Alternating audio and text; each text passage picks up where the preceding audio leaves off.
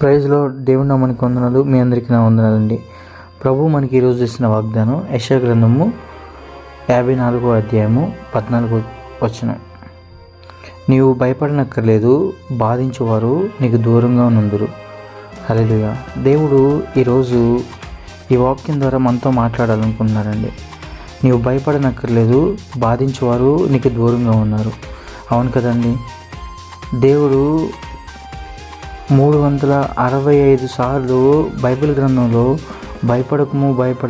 భయపడకము అని దేవుడు లిఖించాడు. మనిషి ఏదో ఒక విధంగా ఏదో ఒక ఆలోచనతో భయపడతానే ఉంటాం. ప్రతి ఒక్కరూ ఏదో ఒక విషయం మీద భయపడతానే ఉంటాం.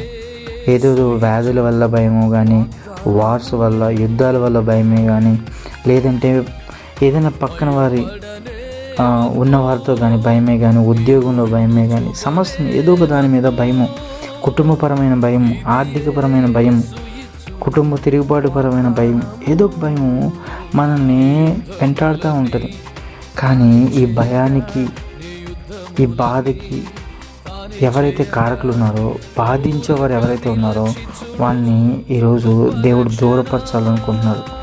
కాబట్టి దేవుడు మనం ఇచ్చిన వాగ్దానాన్ని చేతపట్టుకున్నామా? బైబిల్ గ్రంథంలో చూసుకున్నట్లయితే దానియేలు ప్రార్థన చేయకుండా, దేవునిలో ఎదగకుండా తనని భయపెట్టాలని, తనని బాధించాలని చాలామంది చూశారండి. అతన్ని బాధించాలని ఎప్పుడైతే చూశారో రాజుకి కొత్త ఆలోచన పుట్టించారు. మనల్ని ఏదో ఒక దాంట్లో విరిగించడానికి రాజుకి కొత్త ఆలోచన పుట్టిస్తారు. దానియేలు జీవితంలో అదే జరిగింది. కొత్త ఆలోచన పుట్టించి ఇమ్మీడియట్గా ఆయన్ని సింహాల గృహలో వేయాల్సి వచ్చింది. అవును కదండి. ఇలాంటి పరిస్థితులు చాలామంది వారి జీవితాల్లో జరుగుతున్నాయి. చాలామంది మనుషుల జీవితాల్లో జరుగుతున్నాయి. కానీ దేవుడు నమ్మదగిన దేవుడు. ఎవరైతే బాధించాలనుకున్నారో వాళ్ళని దూరపరచడమే కాకుండా ఆ దేశ రక్షణ కోసం దానియేలు ఒక సాక్షాత్తుగా ఉన్నాడు. ఆ రాజు నోటి నుంచి వచ్చింది దానియేలు దేవుడే నిజమైన దేవుడని. అవును కదండి. మనం బాధించబడుతున్నాం. దేని విషయంలో బాధించబడుతున్నాం? సంవత్సరాలు గతించిపోతూ ఉన్నాయి. మన బాధ ఏంటంటే ఆర్థికపరమైన బాధే, కుటుంబపరమైన బాధే, బిడ్డలపరమైన బాధే. ఇదే ఎక్కువైపోతుంది. ఆత్మ సంబంధమైన బాధ మనలో ఉంటుందా? నా ఆత్మీయ స్థితి ఎలా ఉంటుంది? నా పరిస్థితి ఎలా ఉంది? నా కుటుంబ పరిస్థితి ఎలా ఉంది? నా దేవునితో సహవాసం ఎలా ఉంది? అలాంటి బాధ ఉందా? అలాంటి బాధ నా జీవితంలో ఉందనుకోండి, ఖచ్చితంగా ఎవరైతే బంధకాల్లో ఉన్నారో, ఎవరైతే బంధించబడి ఉన్నారో, ఎవరైతే బంధించబడడానికి దగ్గరగా ఉన్నారో వాడిని దేవుడు దూరపరుస్తాడు. ఈరోజు ఈ వాగ్దానాన్ని చేతపట్టుకుంటావా? నువ్వు భయపడాల్సినది ఏదైతే ఉందంటే, నువ్వు ఆత్మీయ స్థితిలో కోల్పోతున్నది ఏదైతే ఉందో దాని గురించి భయపడాలి. నేను భయపడాలి అన్నది ఏదైనా ఉందంటే దాని సంబంధమైన భయపడాలి. కానీ ఈరోజు వాగ్దానం ఏం చేస్తుందంటే, నువ్వు భయపడాల్సిన అవసరం లేదు. నీ ప్రార్థనా జీవితాన్ని ఆటంకపరిచే ఆయుధం, నీ దేవునితో సహవాసం లేని జీవితం ఏదైతే ఉందో దాన్నంట దేవుడు దూరపరుస్తాడంట. దేవుడు వాక్యం సెలవిస్తుంది ఏమనంటే, జకర్యా గ్రంథంలో ఒక మాట ఉంటుంది.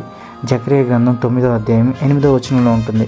నేను కన్నులారా చూచితిని గనుక బాధించేవారు ఇకను సంచరింపకుండాను, తిరుగులాడు సైన్యంలో నా మందిరం మీదకి రాకుండాను దాన్ని కాపాడుటకి నేను ఒక దండుపేటను ఏర్పరిచితిని. హల్లెలూయా. దేవుడు ఈరోజు మాట్లాడుతున్న దాంట్లో ఏమంటున్నాడంటే, నా మందిరం మీదకి రాకున్నట్లు. మందిరం అంటే ఎవరండి? ఆయన మందిరం అంటే ఏంటి? నీ హృదయం దేవుడి ఆలయమైందని నువ్వు ఎరగవా?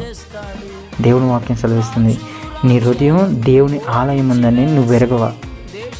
నీ మందిరం మీదకి, నీ ఆలయం మీదకి ఏదైతే సాతాను యొక్క అలజడి పుట్టే ఆలోచనలు, సాతాను యొక్క నిన్ను బెదరగొట్టే ఆలోచనలు, నీ ఆత్మీయ స్థితిని కుంటుపరిచే ఆలోచనలు వస్తున్నాయో, ఆ బంధించేవాడు, ఆ బాధపరిచేవాడు, వాడిని నిర్మూలన చేయడానికి దేవుడు ఒక దండిపేటను తయారు చేశాడండి. దేవుడు నువ్వు తయారు చేసిన దాన్ని నువ్వు జాగ్రత్తగా గమనించుకోవాలి. గమనించుకోకపోతే చాలా కష్టమైపోద్ది. కాబట్టి దేవుడు అట్టి కృప నా జీవితంలో జరిగించాలని, అట్టి కృప మనకు తెలియజేసినప్పుడు మనం దాన్ని గ్రహించాలని, మనం ఆయన ఇచ్చే మనోనేత్రాలు తెరవబడాలని. ప్రవక్త జీవితంలో కూడా అదే జరిగింది. సిరియాన్ సమూహం వచ్చింది, చుట్టూరు ప్రవక్త ఇంటి చుట్టూరు ఉన్నారు.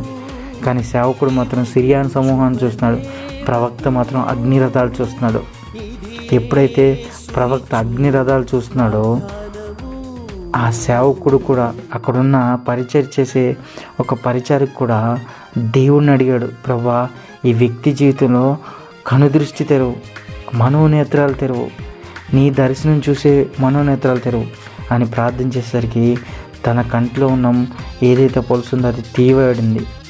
ఆ పొలుసు ఎప్పుడైతే తీయబడిందో సిరియాను సమూహం కంటే వాళ్ళ చుట్టూ ఉన్న అగ్నిరథాల బలం కనిపించింది. కాబట్టి నా జీవితంలో దేవుడు నీ జీవితంలో బాధించు వారి నీకు దూరం చేయాలంటే ముందు నీ ఆత్మీయ స్థితిని చూసుకో. ఎందుకంటే ఆయన రాకడ చాలా దగ్గరకు ఉంది.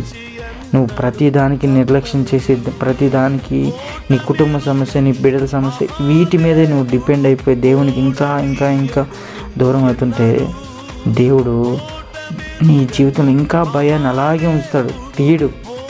కానీ నీ ఆత్మీయ స్థితిని నువ్వు చెక్ చేసుకొని ఎప్పుడైతే నడుస్తావో అప్పుడు బాధించేవారిని నీకు దూరపరచును కాక. అట్టి కృప దేవుడు మన జీవితంలో దయచేయును కాక. ఆమేన్.